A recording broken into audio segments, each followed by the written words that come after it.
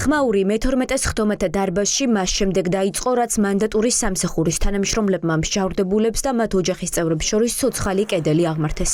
სპეციალურად გამოყოფილ შემინულ სივრცესთან რამდენიმე მანდატური კონკრეტული მოტივით ჩადგა. მხარდამჭერებს განსასჯელის სკამზემყოფი პირები ვერ დაენახათ.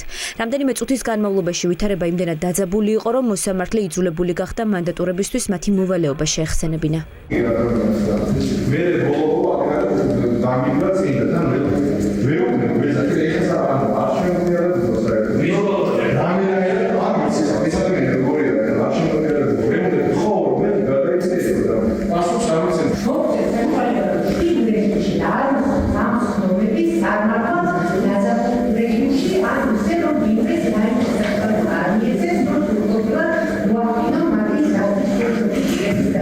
როგორ დაიწყო არეულობა გასული წლის 28 ნოემბერს და რა როლი ჰქონდა თამაში პოლიციის მიერ შეგზავნილ აგენტ პროვოკატორებს.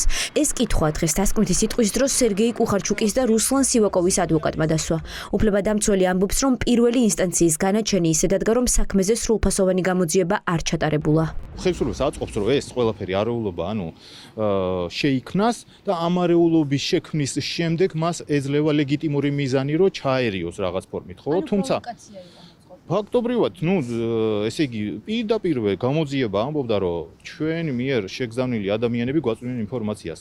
იქ ვინ ჩადიოდა დანაშაულს სპეცდანიშნულების რაზმელების ან პოლიციელების წინააღმდეგ, ეს დაუდგენელია. ადამიანებს ქართული ენა არ ესმით, რომელ ჯგუფურობაზე საერთოდ საუბარი. როგორც მინიმუმ კომუნიკაცია ხო უნდა გქონდეს ამ ადამიანებთან. სინდისის 11 პატიმრის საქმეზე დღეს დასკვნითი სიტყვა თქვა ირაკლი ქერაშვილის ადვოკატმაც.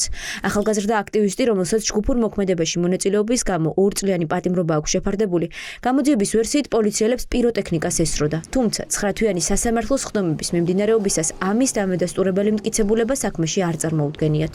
არანაირი მოწმე, არანაირი სხვა სახის მტკიცებულება არ წარმოუდგენია ბრალდების ხარეს და თავადვე სასამართლოს მსჯელობა და მტკიცებული გარკვეული არგუმენტები არ აკმაყოფილებს იმ მარტივ სტანდარტს, როგორიც არის გონურის მიღმა სტანდარტი, რომელთაც უნდა ხელმძღვანელობდეს სასამართლო და სინდისის პატიმრების საქმეს მხოლოდ ადვოკატები არასაჩივრებენ. მოსამართლე ნინო გალუსტაშვილის ვერდიქტის შეცვლას ითხოვს პროკურატურაც. სახელმწიფო ბრალდების პოზიციაა, რომ 11-ვე მშავრდებული ციხეში ორის ნაცვლად 6 წლით გაუშვენ.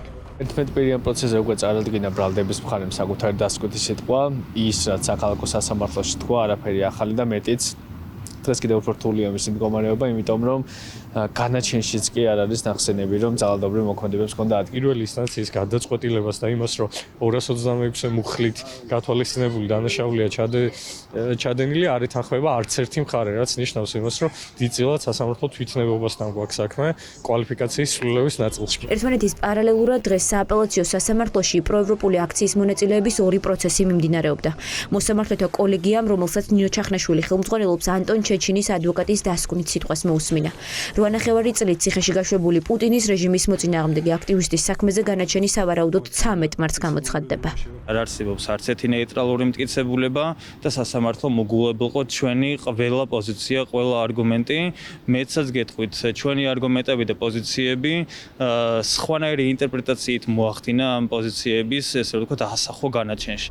სინდისის 11 პატიმრის საქმეზე შემდეგი პროცესი 2 მარტს არის ჩანიშნული. ხდომა ისევ ადვოკატების დასკვნითი სიტყვით უნდა გაგრძელდეს. მოსამართლე თეა ლეონიძის განაჩენის გამოცხადებამდე დაახლოებით 1 თვე რჩება.